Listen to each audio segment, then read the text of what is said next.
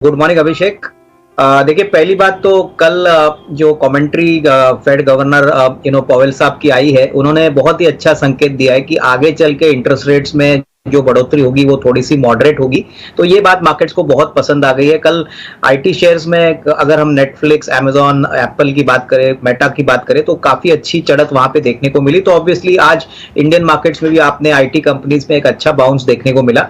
रही बात 20,000 weather Nifty touch करता है यही महीने में, ये डिपेंड करेगा। मेरे ख्याल से एक बहुत बड़ा इवेंट होने वाला है जो गुजरात इलेक्शंस का है।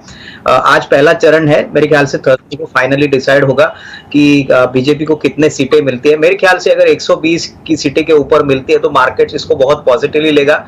डेफिनेटली फिर और भी तेजी आपको देखने को मिलेगी। बट मुझे लग रहा है कि ऊपरी लेवल्स पे मार्केट थोड़ा कंसोलिडेट भी कर सकते हैं, क्योंकि काफी छोटे समय से जून से मार्केट अगर हम देखें तो बहुत ही तेजी से भागा है। और कहीं ना कहीं मुझे लग रहा है कि ऊपरी लेवल्स पे थोड़ा सा कंसोलिडेशन आ सकता है। बट रही बात अगर बीजेपी को 120 सीटों से कम आंकड़ा मिलता है या थोड़ा सा टक्कर की फाइट होती है, तो मेरे ख्याल से मार्केट्स में थोड़ा सा मुनाफा वसूली का सिनेरियो बिल्ड हो सकता है। तो मेरे ख्याल से ये बहुत बड़ा इवेंट है, तो आपको थोड़ा सा कॉशियस रहना चाहिए। बट ओवरऑल मुझे लग रहा है कि जिस प्रकार की कंपनीज की कमेंट्री आई है, ग्रोथ नंबर्स आ गए हैं, प्लस यहाँ पे भी इन्फ्लेशन मॉडरेशन की बातें हो रही है, तो डेफिनेटली जनवरी, मिड जनवरी से हमको लग रहा है कि एक प्री बजट रैली जो हम एक्सपेक्ट कर रहे थे वो शायद अभी आ गई है। तो थोड़ा सा मेरे ख्याल से स्टॉक स्पेसिफिक रहिए, इंडेक्स को लेके थोड़ा और कोई किसी को एक्साइट होने की जरूरत नहीं है, क्योंकि पैसा स्टॉक्स में बनता है और स्टॉक स्पेसिफिक मुझे लगता है काफी अच्छे मौके हैं। बट ये बात ध्यान में रखें कि जो इलेक्शन है वो मार्केट्स के ऊपर definitely in the near term थोड़ा सा एक प्रभाव रख सकता है। अगर 120 सीटें के ऊपर आती है तो बहुत अच्छा, अगर नहीं आता है तो थोड़ा सा मुनाफा वसूली के लिए भी हमको तैयार रहना चाहिए।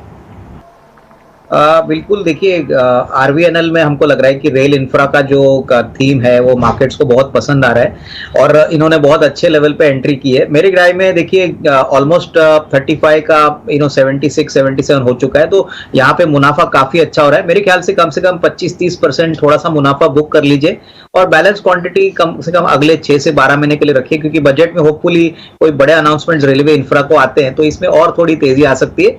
लेकिन बाजार जिस लेवल पे है, मुझे लग रहा है कि थोड़ा सा मुनाफा वसूली ये करते हैं तो इनकी एवरेज कॉस्ट भी कम होगी, इनकी मार्जिन ऑफ सेफ्टी भी बढ़ेगी। तो डेफिनेटली यहाँ पे आउटलुक तो पॉजिटिव है, बट थोड़ा सा प्रॉफिट बुक करके बैलेंस क्वांटिटी होल्ड करें, यही राय रहेगी। देखिए अभिषेक, मुझे लग रहा है कि सेकंड हाफ जो पीरियड रहेगा कंपनी के लिए वो काफी अच्छा होना चाहिए, क्योंकि इसमें दो इंपॉर्टेंट डेवलपमेंट्स हो चुके हैं। एक तो पाम ऑयल के प्राइसेस, क्रूड के प्राइसेस अपने ऊपरी लेवल से काफी घटे हैं। मेरे ख्याल से एफएमसीजी कंपनीज का जो सेकंड क्वार्टर था वो सारी कंपनीज के लिए खराब था। इनफैक्ट अडानी विल्मर के लिए भी मार्जिन प्रेशर में थे। लेकिन अगर हम सेकंड हाफ की बात करें तो मुझे लग रहा है कि अच्छी खासी अपसाइड और अच्छे परफॉर्मेंस हम एक्सपेक्ट कर सकते हैं, क्योंकि ओवरऑल रॉ मटेरियल खर्चा कम होता है, वॉल्यूम ग्रोथ अगर पिकअप होता है तो डेफिनेटली एफएमसीजी कंपनीज को सेकंड हाफ नॉर्मली एक अच्छा पीरियड माना जाता है। तो मेरे ख्याल से निवेशक को यहाँ पे कम से कम 6-8 महीने का व्यू रख के काम करना चाहिए। इनका शॉर्ट टर्म व्यू है, लेकिन फिर भी ये 6 to 8 मंथ अगर निवेशित रहते हैं तो नॉट ओनली इनकी कॉस्ट प्राइस बट उसके ऊपर इनको एक 10-15% का अपसाइड मिल सकता है। तो मेरे ख्याल से निवेशित रहना ही ठीक रहेगा, यहाँ पे लॉस बुक ना करें। ठीक है, अडानी विल्मर को होल्ड करने की सलाह। लेकिन एक शेयर जो दूसरा बताया अविनाश जी ने, पूजा वेस्टर्न मेटलिक्स, हालांकि हमारे डेटाबेस में नहीं है, हम इसको कोशिश करेंगे कि दिखाएं इसके विभाव, लेकिन 48 रुपए के आसपास ये शेयर ट्रेड कर रहा है और हमने देखा है कि अचानक से इसमें तेजी आती है कभी कभार। ज्यादा डेटा इसके बारे में मौजूद नहीं है। अविनाश जी, आप कुछ गाइड कर पाएंगे इसको लेकर? देखिए अभिषेक, मैं ये स्टॉक ट्रैक तो नहीं करता हूं, लेकिन जो भी स्टॉक मेटल सेक्टर में है, हमको लग रहा है कि निवेशक को पहले तो फ्रंटलाइन मेटल कंपनीज में निवेश करना चाहिए। और मेटल का सेक्टर का जो आउटलुक है वो कम से कम आने वाले 1-2 क्वार्टर्स के लिए काफी चैलेंजिंग रहेगा, क्योंकि जब तक चाइना मेटल मार्केट में उतरती नहीं है तब तक कोई बड़ी तेजी आने की उम्मीद नहीं है। तो मेरे ख्याल से यहाँ पे मैं इनको यही सुझाव दूंगा कि लिक्विड काउंटर्स और जो फ्रंटलाइन काउंटर्स है वही पे निवेश करिए। ऐसे छोटे मिड कैप काउंटर्स में तेजी आने के लिए काफी समय भी लगेगा और ये थोड़े से अननोन और इलिक्विड होने के कारण इनको बढ़ने में थोड़ी सी दिक्कत हो सकती है। अभिषेक, आपने सही कहा कि देखिए क्या होता है कि रिटेल इन्वेस्टर्स नॉर्मली क्राउड जब जहां पे पैसा लगाती है वहीं पे अपना निवेश करते हैं। बेसिकली ये शेयर निचले लेवल से काफी भाग चुका। उसके बाद 52 वीक हाई जब हुआ तभी रिटेल निवेशकों ने इस लेवल पे लिया, बाद में करेक्शन हुआ। फंडामेंटल्स की बात करें तो मुझे लग रहा है कि अभिषेक अभी भी कोई इंप्रूवमेंट नंबर्स में आया नहीं है। हालांकि देखिए टाटा ग्रुप कंपनी है तो लोगों का मानना है कि टाटा सुपर ऐप जो बना है यहाँ पे इनका कॉन्ट्रीब्यूशन है, लेकिन मटीरियली अभी भी कोई नंबर्स में इंप्रूवमेंट आया नहीं है। इनका बिजनेस अभी ज्यादातर एमएसएमई और एसएमई सेक्टर्स को जुड़ा हुआ है। इनका जो मोबाइल लाइसेंस था वो तो अभी उन्होंने रद्द किया है। तो मुझे लग रहा है कि देखिए कोई भी उछाल अगर इनको मिलता है तो इनको निकलने की कोशिश करनी चाहिए। देखिए टाटा कंपनीज में बहुत पैसा बना है, लेकिन अनफॉर्चुनेटली इन्होंने ऐसी कंपनी खरीदी है जहां पे डेटा और फाइनेंशियल्स अभी भी कोई बड़ी मात्रा में आए नहीं है।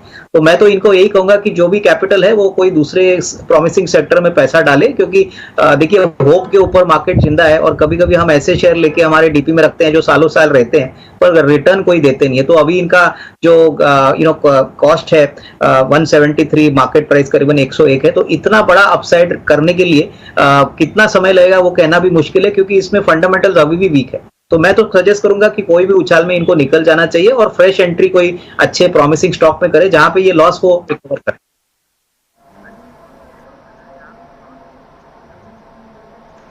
ठीक है। तो ये राय टाटा टेली पर आपको दे दी गई है। चलिए अब अगले दर्शक को शामिल कर लेते हैं और हमारे साथ इस वक्त दिल्ली से संजीव जी जुड़े हैं फोन लाइन के जरिए। संजीव जी नमस्कार, क्या सवाल है आपका, पूछिए। नमस्कार जी, मेरे पास न्यूरिका है जी 100 शेयर 1015 जी।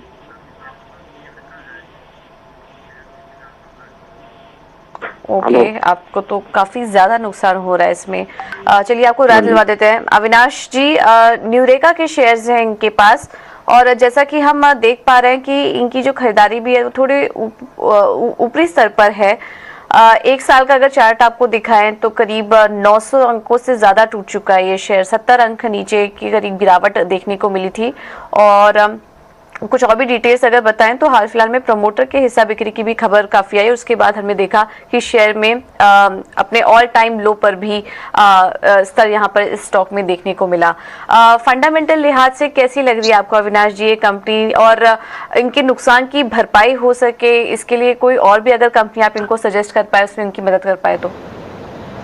नहीं, बिल्कुल। देखिए पहली बात तो न्यूरेका मेडिकल इक्विपमेंट वाली कंपनी है और मैं समझता हूं कि पब्लिक इशू के बाद बहुत तेजी देखने को मिली, क्योंकि इन्होंने जब इशू किया था तभी कोविड का समय था। कोविड का टाइम में इन्होंने काफी अच्छा रेवेन्यू प्रॉफिट कमाया, लेकिन अभी कोविड निकल चुका है। अभी हमको नहीं लग रहा है कोई बड़ा ग्रोथ आएगा और जिस प्राइस पे इन्होंने एंटर किया है पूजा, मुझे लग रहा है कि रिस्क रिवॉर्ड अभी बहुत मुश्किल लग रहा है। ऑलमोस्ट 1000 रुपीज की इनकी बाइंग प्राइस है, प्राइस 489 है। तो मैं इनको शिफ्ट करने की बात करूंगा। मुझे लग रहा है कि अगर इनका नजरिया कम से कम 12-15 महीना है तो फेडरल बैंक एक अच्छा विकल्प है, आईडीएफसी फर्स्ट बैंक एक अच्छा विकल्प है।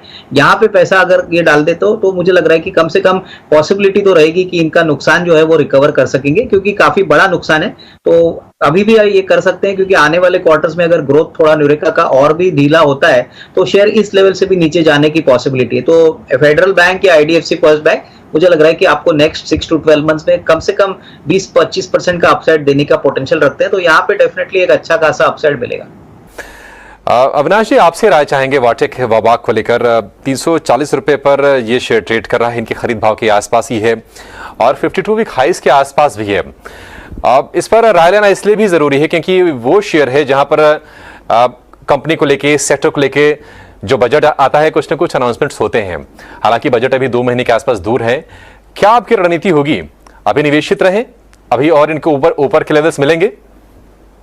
अभिषेक, मुझे लग रहा है कि देखिए ये जो सेक्टर में काम करते हैं, जैसे वाटर प्यूरिफिकेशन होता है, पॉल्यूशन रिलेटेड जो होता है, इसमें डेफिनेटली स्कोप काफी बड़ा है।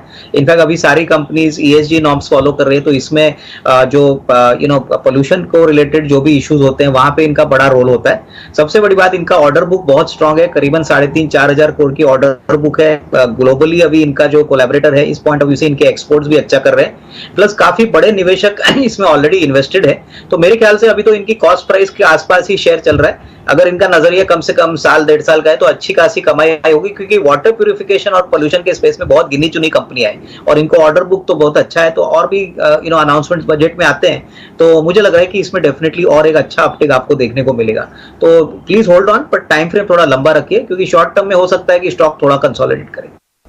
देखिए मुझे लग रहा है कि कहीं ना कहीं देखिए जो कल रैली यूएस मार्केट्स में हो गई, यहाँ पे एक कंफर्ट ऐसा था कि नैस्डैक ऊपर गया, सारे फिनटेक की कंपनियां बढ़ गई। तो मुझे लग रहा है कि देखिए जो लार्ज कैप आईटी कंपनीज है इंडिया में, जैसे कि इन्फोसिस है, टीसीएस है, जो मिड कैप कंपनीज जैसे परसिस्टेंट है, मुझे लग रहा है कि वर्टिकल स्ट्रेंथ इनके काफी स्ट्रांग है, डिजिटल का इनका काफी बड़ा कंट्रीब्यूशन है। तो यहाँ पे डेफिनेटली एक थोड़ा सा निवेश बन सकता है। जैसे शरद ने कहा कि ऊपरी लेवल से ये स्टॉक्स 30-40% गिरे हैं। सबसे पॉजिटिव बात आईटी कंपनीज की है कि ये बिल्कुल कर्जा मुक्त कंपनीज है, काफी कैश इनके बैलेंस शीट्स पे है, इन्होंने शेयर होल्डर्स को डिविडेंड्स और बायबैक से काफी बेनिफिट किया है।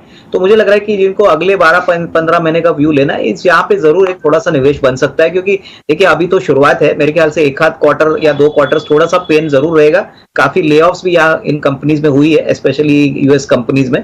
तो कहीं ना कहीं मुझे लग रहा है FY24 will be a much better year. आगे आने वाले 1-2 क्वार्टर्स थोड़े से मिक्स्ड क्वार्टर्स हो सकते हैं। 24 के लिए होपफुली विजिबिलिटी अच्छी रहेगी और यहाँ पे अच्छा पैसा बन सकता है। इनफैक्ट अभिषेक मुझे लग रहा है कि देखिए इनका मुनाफा काफी सिग्निफिकेंट है, अच्छे प्राइस पे इन्होंने एंट्री की है और 2000 शेयर है। तो डेफिनेटली थोड़ा प्रॉफिट बुकिंग करना चाहिए, क्योंकि हमारा मानना है कि देखिए आप प्रॉफिट बुक करोगे तो ही आपकी एवरेज कॉस्ट यानी मार्जिन ऑफ सेफ्टी बढ़ेगी। और बहुत लोग मैंने सुना है कि प्रॉफिट बुक करने के बाद जो बैलेंस क्वांटिटी बचती है वो बिल्कुल मुफ्त शेयर्स बनाते हैं। तो यहाँ पे इनका बेस्ट पार्ट है कि प्राइस भी इन्होंने अच्छा किया है, प्लस इनके पास बड़ी क्वांटिटी है। कंपनी के फंडामेंटल्स बहुत ही स्ट्रांग है। मुझे लग रहा है कि आने वाले बजट में भी हो सकता है कि कुछ बड़े अनाउंसमेंट्स डिफेंस को लेके आए।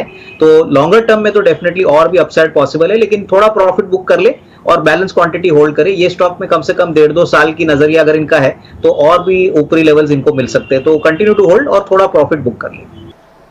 देखिए मुझे लग रहा है कि पीएनबी एक ऐसा शेयर है सरकारी बैंक्स में जो दूसरे सरकारी बैंक्स के मुकाबले में बहुत ही कम चला है। अगर आप बैंक ऑफ बड़ौदा देखें, कैनरा बैंक देखें, एसबीआई देखें, तो नंबर्स में भी अभी कोई बड़ा इंप्रूवमेंट आया नहीं है। लेकिन सिंस इन्होंने 1000 की क्वांटिटी ली है, अभी कॉस्ट प्राइस मोरलेस सेम है, तो ये कम से कम 2-3 क्वार्टर्स इसमें निवेशित रह सकते हैं। क्योंकि यहाँ पे अच्छी बात हुई है कि इनकी जो सब्सिडरी है पीएनबी हाउसिंग, यहाँ पे अभी एक मैनेजमेंट चेंज हो चुका है। यहाँ के जो सीईओ थे वो पहले कैनफिन होम्स के हुआ करते थे, काफी एग्रेसिव है और होपफुली ये अपना हाउसिंग फाइनेंस पोर्टफोलियो एग्रेसिवली बढ़ाना चाहते हैं। प्लस कोर बिजनेस तो अच्छी तरह से बढ़ रहा है। तो मेरे ख्याल से अगर नजरिया कम से कम 12-15 महीना है तो यहाँ पे होल्ड करिए। मुझे नहीं लगता है कोई बड़ी डाउनसाइड आएगी, लेकिन बढ़ने के लिए थोड़ा सा आपको समझना है कि ये स्लो मूवर स्टॉक है compare to other PSU banks. तो यहाँ पे टाइम फ्रेम थोड़ा लंबा रखिए और कंटिन्यू टू होल्ड ऑन। देखिए ग्रैन्यूल्स इंडिया की अगर हम बात करें तो इनका ज्यादातर जो बिजनेस है वो एपीआई से आता है और एपीआई में हमने देखा है पिछले 1-2 क्वार्टर से प्राइस इरोजन और मार्जिन प्रेशर देखने को मिला है और उसी कारण से ग्रैन्यूल्स में भी एक थोड़ा सा रुक स्लो मूवमेंट देखने को मिला है। मेरे ख्याल से अगर इनका नजरिया थोड़ा सा लंबा रख सकते हैं, क्योंकि इनका यूएस मार्केट में भी काफी बड़ा एक्सपोजर है, तो अगर ये होपफुली नेक्स्ट 6 to 12 मंथ्स का टाइम फ्रेम रखते हैं तो ही होल्ड करें। क्योंकि शॉर्ट टर्म में मुझे लग रहा है कि दिसंबर का क्वार्टर या मार्च का क्वार्टर में ऐसा कोई बड़ा ट्रिगर अर्निंग्स के पॉइंट ऑफ व्यू से दिख नहीं रहा है। हालांकि इनकी बाइंग प्राइस निचले लेवल की है। स्टॉक को तेजी तब आएगी जब कोई बड़ा ट्रिगर नजर में आएगा और वो FY24 में होना चाहिए। तो तब तक मेरे ख्याल से होल्ड करें, उसके बाद ही अच्छा रिस्क रिवॉर्ड इनको मिल सकता है। अविनाश जी, बिल्कुल अभिषेक, आरसीएफ में आपको निवेश बनाए रखना है, क्योंकि मुझे लग रहा है कि देखिए ये 10% का जो ओएफएस है, प्लस हाल ही में ऐसा भी न्यूज फ्लो आ रहा है कि मैनेजमेंट का जो बदलाव है, यहाँ पे कोई प्राइवेट सेक्टर सीईओ आने की अपेक्षा है। तो डेफिनेटली नंबर्स तो अच्छे आ ही गए हैं, प्लस बजट में होपफुली यूरिया को लेके कुछ अनाउंसमेंट्स आते हैं तो यहाँ पे और तेजी बनेगी। हालांकि देखिए आपने भी सही कहा कि निचले लेवल से ये स्टॉक थोड़ा भाग चुका है, तो मैं समझता हूँ कि यहाँ पे होल्ड करिए। नेक्स्ट ट्रिगर आपको डेटा और अर्निंग्स के पॉइंट ऑफ व्यू से आएगा। Hopefully second half in companies के लिए पहले हाफ फर्स्ट हाफ के मुकाबले में काफी अच्छा होता है। तो कंटिन्यू टू होल्ड ऑन।